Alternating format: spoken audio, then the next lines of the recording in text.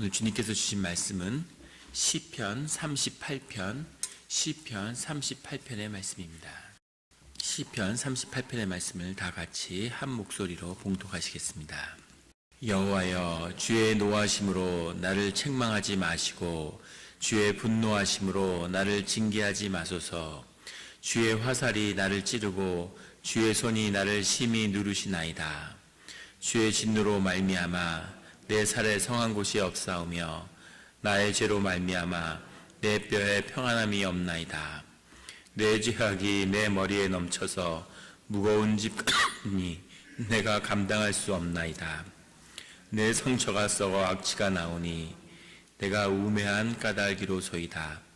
내가 아프고 심히 구부러졌으며 종일토록 슬픔 중에 다니나이다.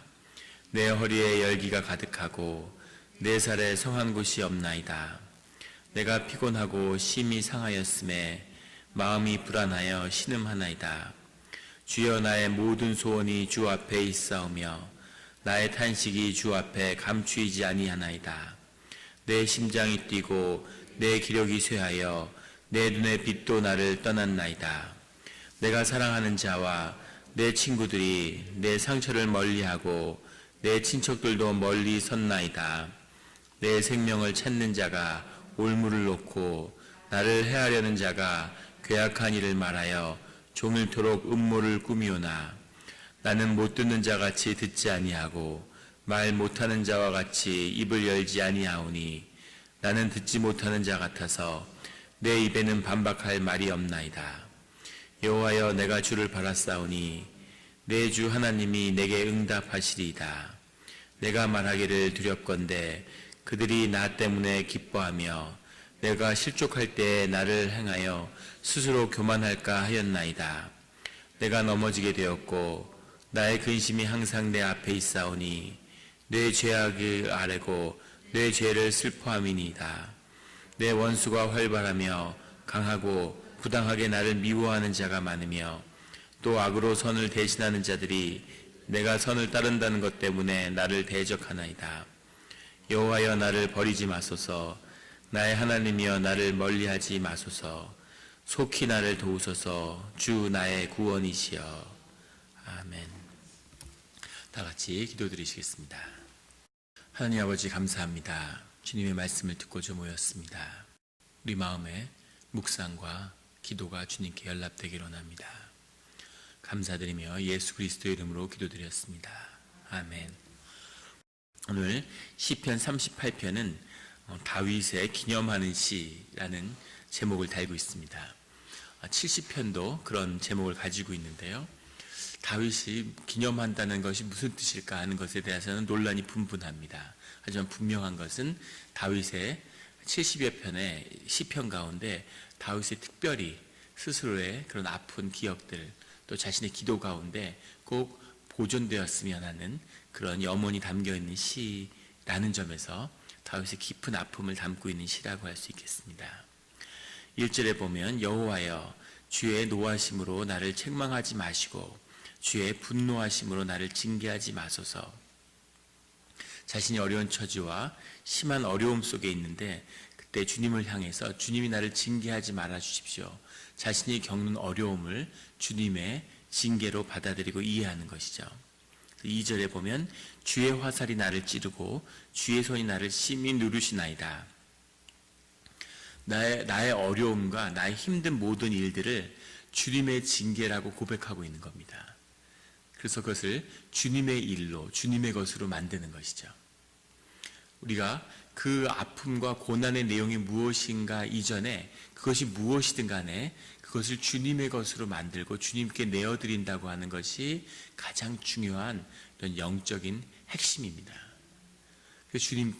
주님이 저를 찌르셔서, 사실 주님이 찌르신 거나 주의 손이 누르시는 게 아닐 수도 있을지 모르죠. 사실은 대적의 무리가 하는 짓인데 그렇다 하더라도 그것을 막아주지 않은, 큰 의미에서 본다면 주님의 뜻 가운데서 이루어지는 일이죠.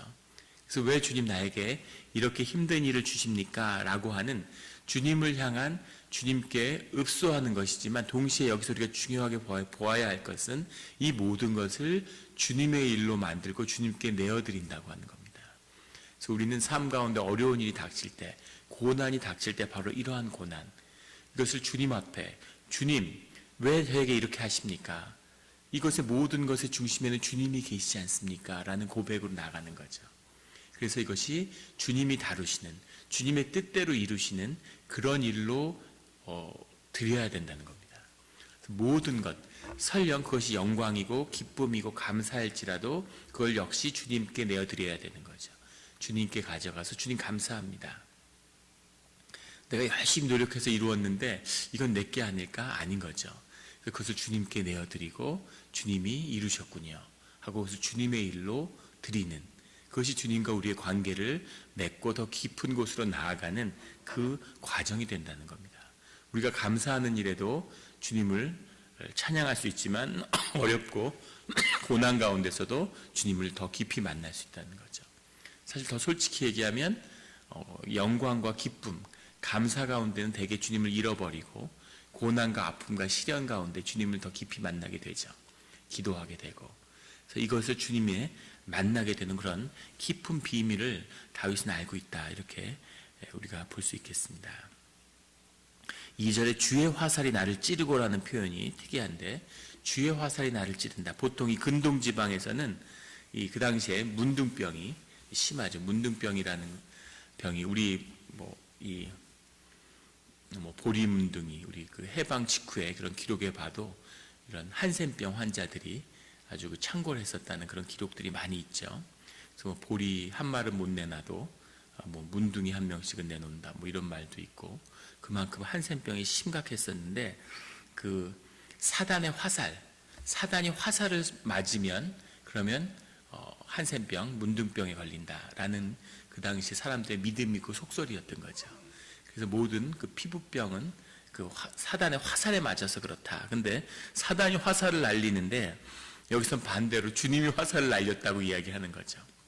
근데 보면 계속 내 살이 성한 곳이 없습니다. 내 살이 다 이렇게 없사오며 성한 곳이 없사오며 이런 고백 때문에 이 고백이 이 시편의 기자도 그런 문둥병을 앓았던 게 아니냐 이런 해석도 있습니다. 하지만 그런 건 너무 지나친 것인데, 여기서 우리가 볼 것은 이 사단의 화살이라는 그런 일반적인 통념에 대해서 어떻게 주님이 살을 날릴 수가 있어? 이건 사람들이 상상을 못하는 거죠. 그런데 다윗은 자신이 주님의 살에 맞았다고 이렇게 고백하고 있는 겁니다. 그래서 이런 고백으로 주님께 나아간다는 거죠. 4절에 가면 내 죄악이 내 머리에 넘쳐서 무거운 짐 같으니, 욥의 고백을 기억하게 나게 하는 그런 구절이죠. 내 죄악이 내 머리에 넘쳐서 무거운 짐 같아서 제가 감당할 수가 없습니다. 이 모든 시련과 아픔 가운데 내 죄의 문제가 있다는 거죠. 아프고 고난이 있고 아프지만 동시에 내 삶 가운데 많은 죄가 있고 내 잘못이 크다는 것 역시 저도 알고 있습니다. 그런데 이 짐을 내가 지기가, 내 죄가 나한테 너무 무겁습니다 라는 그런 회개의 고백도 아울러 주님께 드리고 있는 겁니다. 6절에 가면 내가 아프고 심히 구부러졌으며, 제대로 걷지 못할 만큼 몸이 고난 가운데 있어서 제대로 걷지를 못해서 이렇게 꾸부정해서 억지로 다닌다는 거죠. 슬픔 중에. 7절에 보면 내 허리에 열기가 가득하고, 사람들이 허리에서 이제 생명이 나온다 이렇게 믿었기 때문에 허리에 열기가 가득하고, 열기로 해석할 수도 있고 상처로 해석할 수도 있습니다. 열기가 있다는 건 병이 있다는 거죠. 나의 생명의 근원이 심하게 병들었다는 겁니다. 생명이 이렇게, 모든 건 생명이죠. 사실은 그 생명 가운데 생명의 에너지, 생명의 힘이 올라와서 그래서 나의 삶을 지배해야 되는데, 고난의 문제가 아니라 그 고난의 눌림 가운데 내 생명의 힘을 잃었다, 이런 고백이죠. 이게 가장 사실 심한 아픔입니다. 생명이 살아있을 때는 고난이 닥쳐도 그걸 이겨내죠. 근데 생명의 근원이 마르면 작은 고난, 작은 아픔에도 무너지는 거죠. 중요한 것은 생명인데 내 생명의 근원조차도 병들었다는 겁니다. 9절에 주여 나의 모든 소원이 주 앞에 있사오며 나의 탄식이 주 앞에 감추이지 아니하나이다. 그런 모든 고난 가운데 나의 모든 아픔을 주님이 아시지 않습니까? 내 소원을 주님 앞에 주님이 아시지 않습니까? 라고 주님께 말씀드리는 거죠. 10절에도 내 심장이 뛰고 내 기력이 쇠하여 내 눈의 빛도 나를 떠났나이다. 눈의 빛이라는 것도 생명이죠. 눈을 보면 그 사람의 그 생명을 아는 거죠. 내 눈에 빛을 잃었다라는 것도 역시 내 허리에 열기가 가득하다는 것과 같은 표현입니다. 근본적으로, 근원적으로 생명의 근원이 마르고 있다는 거죠. 이것은 무슨 얘기냐면 하나님과에 대한 연결이 약해졌다는 겁니다. 또는 그걸 잃었다는 거죠. 그래서 우리가 신앙생활을 하고 기도해 보시면 아시지만 모든 생명의 근원이 주님한테 있다는 걸 경험하게 되죠. 이게 진짜 신비입니다.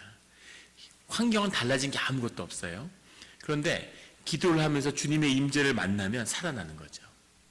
그러면 아주 신비한데, 그러면은 주변의 환경이 처음에는 굉장히 어려움이고 굴레라고 생각했던 것들이 아무것도 아닌 겁니다.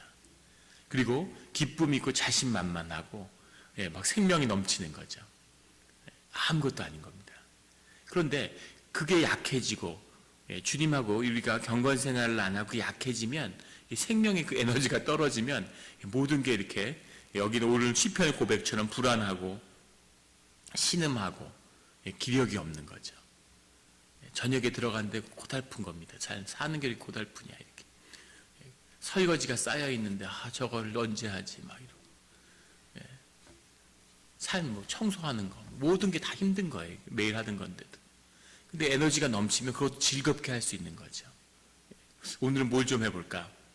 이렇게 음식을 해도 막 콘프레이크나 먹어야 되겠다. 이렇게 오늘은 뭔가 새로운 음식을 해야지. 이렇게 에너지가 막 샘솟는 거죠. 그게 생명의 근원의 비밀인 거죠. 근데 그 힘이 오직 주님에게서만 나온다고 하는 겁니다. 12절에 가면 내 생명을 찾는 자가 올무를 놓고 나를 해하려는 자가 괴악한 일을 말하여 종일토록 음모를 꾸미오나. 이건 사람이기도 하지만 더 중요한 건 사람 뒤에 있는 대적의 물인 거죠. 끊임없이 음모와 올무. 이게 근본적인 악의 속성인 거죠. 우리가 디즈니 만화를 봐도 항상 악한 세력은 숨어서 올무와 굴레를 만들고 함정에 빠뜨리잖아요. 드라마 같은 데 봐도.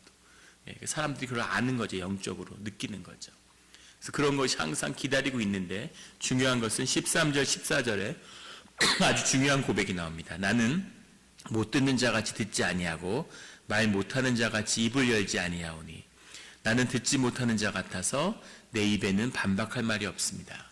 억울한 일을 당하고 계속 내몰리는데 그런데 아주 중요한 이 시편 기자, 이 다윗은 이것을 침묵으로 이겨냈다는 겁니다. 이게 굉장히 중요한 거죠. 주님의 앞에 기도하고 고난 가운데 자기를 온전히 내맡겨서 주님 앞까지 나온 거죠. 근데 여기서 주님이 마지막에 뭘 보시냐면은 나의 근본, 마음의 중심을 보시는 겁니다. 그런데 내가 침묵하는 거예요. 침묵하는 거죠. 이 침묵 때문에 나를 신원해 주는 것을 주님이 하시게 되는 겁니다. 그래서 이게 아주 중요합니다. 이거를 내가 억울하다 이러고 곳곳에다가 나팔을 불고 막 억울한 일을 얘기하고 돌아다니기 시작하면 이것은 주님의 개입할 여지가 없어지는 거죠. 그리고 그 억울함을 내 입으로 다 푸는 것입니다. 그러면 일이 해결이 되는 것이 없는 거죠. 근데 굉장히 좋은 애티튜드를 다윗이 하나님한테 보여주는 거예요. 그래서 우리가 잊지 말아야 할 것은 고난 중에 투덜대면 안 됩니다. 이게 정말 주님이 주신 고난이고 주님 안에 있는 고난이라고 믿는다면 그러면 주님이 오르신 일을 행하는 거구나. 주님의 뜻 가운데 있겠구나. 심지어 나한테 올무를 씌우는 자들에게도 저들도 주 안에서 자기 일을 하는구나. 주님은 어떻게 보십니까? 주님은 무슨 생각으로 일을 하시는 겁니까? 그러면서 기다리는 거죠. 그러면 주님이 그 일을 행동으로 보여주신다는 겁니다. 주님이 말로 해명하지 않으시죠. 아마 그런 경험 해보신 분은 없을 거예요. 아무리 기도하시는 분들도 한 번도 들어본 적이 없습니다. 주님이 내가 사실 이렇게 해서 이런 일을 했고 내가 살을 왜 날렸냐면 사실은 내 입장에서 뭐 이런 게 있었고 주님이 이렇게 안 하시는 거죠. 주님은 어떻게 하시냐면 이것이 주님의 일이 되고 주님 가운데 주님이 행하신 일로 받아들여지면 주님의 행동으로 그 일들을 보여주신다는 거죠. 왜 그런 일이 있어야 됐으며 그런 일의 결과가 무엇인지를 주님이 행동으로 상황으로 우리에게 말씀해 주신다는 겁니다. 그래서 이게 굉장히 우리 아사베 시에도 그런 고백이 나왔었죠. 주님의 길을 가는 자들, 주님의 자녀들한테는 고난이 분명히 있습니다. 어려움이 있어요. 그 어려움으로 우리가 진짜 깨끗하여지고 삶의 문제에서 능력이 자라나고 많은 유익이 있죠. 그럼에도 불구하고 좀 심하고 알 수 없는 오랜 고난 속에 있는 분들이 계십니다. 그런데 중요한 것은 뭐냐면 그 가운데서 그것을 주님의 것으로 만들어야 하고 그 가운데서 우리가 입술로 범죄하는 일이 없어야 한다는 거죠. 내가 내 입에는 반박할 말이 없습니다. 제가 반박하지 않겠습니다. 이런 뜻이죠. 그것은 주님이 하십시오. 이런 뜻입니다. 주님에게 온전히 순종하는 그것을 이 안에 있다는 거죠. 이쪽에서 100가지 잘못이 있는데 나를 핍박해요. 근데 나도 따지고 보면 한 30가지 잘못이 있는 거죠. 그런데 그때 죄가 내 머리에 무겁다고 주님께 회개하고 나온 겁니다. 그런데 같이 싸우면 어떻게 되냐면 그러면 이 30가지든 이 사람이 100가지든 30가지든 이건 아무 차이가 없어지는 거죠. 똑같아지는 겁니다. 저희 아들 셋이 있는데 뭐 그런 일은 거의 없지만 싸움이 나면 사실 왜 싸웠는지는 중요하지 않죠. 싸우면 다 혼나는 겁니다. 그런데 억울한 일이 있다면 주님이 그걸 풀어주신다는 거죠. 그 가운데서도 입술로 죄를 짓지 않는, 영으로 죄를 짓지 않는다는 것이죠. 굉장히 중요한 두 가지를 오늘 다윗은 우리에게 보여주고 있습니다. 18절에 가면 내 죄악을 아뢰고 내 죄를 슬퍼함이니이다. 이 와중에도 주님께 기도하고 마음을 비우고 심령을 깨끗하게 했더니 마음 가운데 이제까지 내가 의로운데 왜 핍박받아야 됩니까? 그랬는데 내 마음속에 죄가 많군요.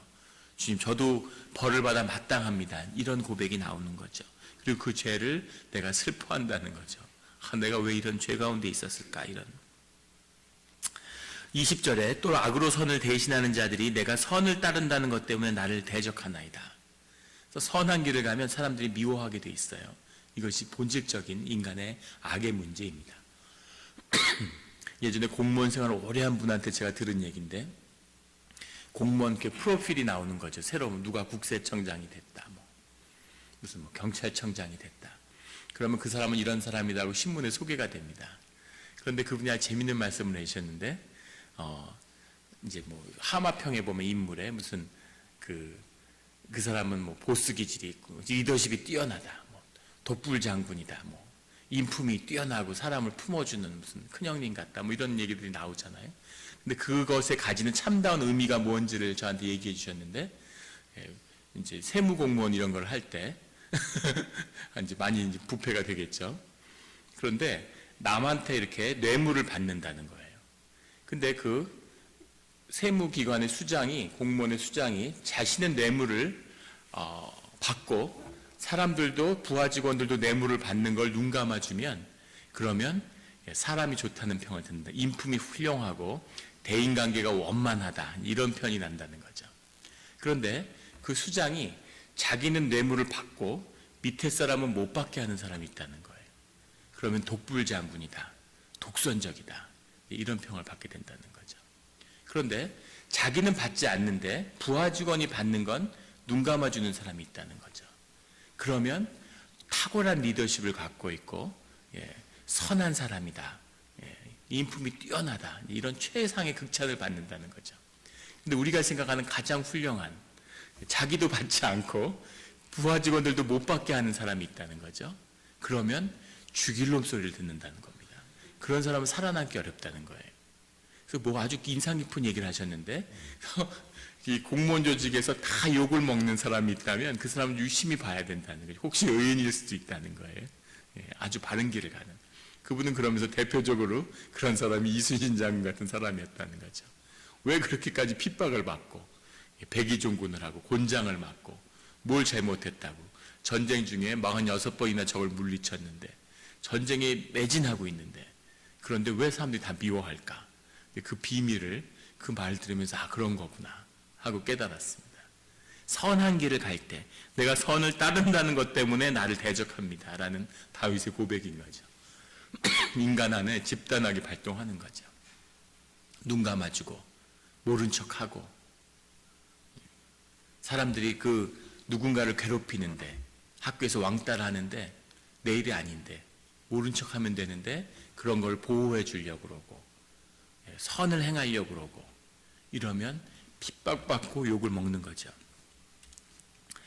21절에 여호와여 나를 버리지 마소서, 나의 하나님이여 나를 멀리하지 마소서. 그 모든 고난과 시련 속에서도 그 중심에 하나님이 계시다고 하는 것을 보는 거죠. 22절에 속히 나를 도우소서, 나의 구원이시여, 하나님만이 나의 구원이십니다 라고 하는 그 고백으로 다윗의 오늘의 아주 중요한 두 가지 영적 측면을 우리에게 보여주는 그런 다윗의 기념하는 시입니다. 다윗의 이 마음처럼 우리가 고난 가운데 주님께 나가서 생명의 근원을 찾는, 그것을 넉넉히 이기는 성도님들과 또 제 자신이 되기를 예수 그리스도의 이름으로 축원합니다. 같이 기도드리시겠습니다. 하나님 아버지 감사합니다. 우리가 되돌아보면 늘 고난 가운데 많은 불평과 불만을 생각 없이 입술로 토로했음을 오늘 기억나게 해주시니 감사합니다. 주님, 우리가 그런 죄들을 남김없이 고백하는 이 새벽의 제단이 되게 하여 주시고, 우리가 주님 앞에서 당하는 모든 어려움들을 그것이 주님의 것임을, 주님이 주신 것으로 그렇게 고백함으로 주님이 그 고난을 주인이 되시고 주관자가 되셔서 우리를 그 가운데 보호하시며 또 그 가운데 삶의 길을, 숨쉬는 그 구멍을 내어주시는 줄 믿습니다. 주님, 우리 삶 가운데 늘 함께 해주시고 우리의 소망이 주밖에 없사오니 주 안에서 늘 생명수를 마시는 우리가 되게 하여 주시옵소서. 우리가 많은 기도의 제목을 가지고 나왔습니다. 우리 자신의 기도뿐만이 아니라 주 안에서 우리의 삶이 연결될 때 우리 공동체의 기도를, 또 세상을 향한 기도를 하나님 들어주시옵소서. 하나님, 또 우리 오늘 특별히 대한민국을 위해서 기도합니다. 혼란 속에 있고 한치 앞을 볼 수 없는 주님, 불쌍히 여겨주시고 긍휼히 여겨주시옵소서. 하나님의 징계를 받아 마땅하지만 징계 가운데서도 하나님의 은혜를 구하오니 우리 불쌍한 주님이 선택하신 그 민족 가운데, 주님의 자녀들 가운데 긍휼을 베푸셔서 그 강대국가 고난 가운데 늘 억울함과 핍박 속에 살아온 민족 가운데 살 길을 열어주시고 새로운 희망이 되어 주시옵소서. 감사드리며 예수 그리스도의 이름으로 기도드렸습니다. 아멘.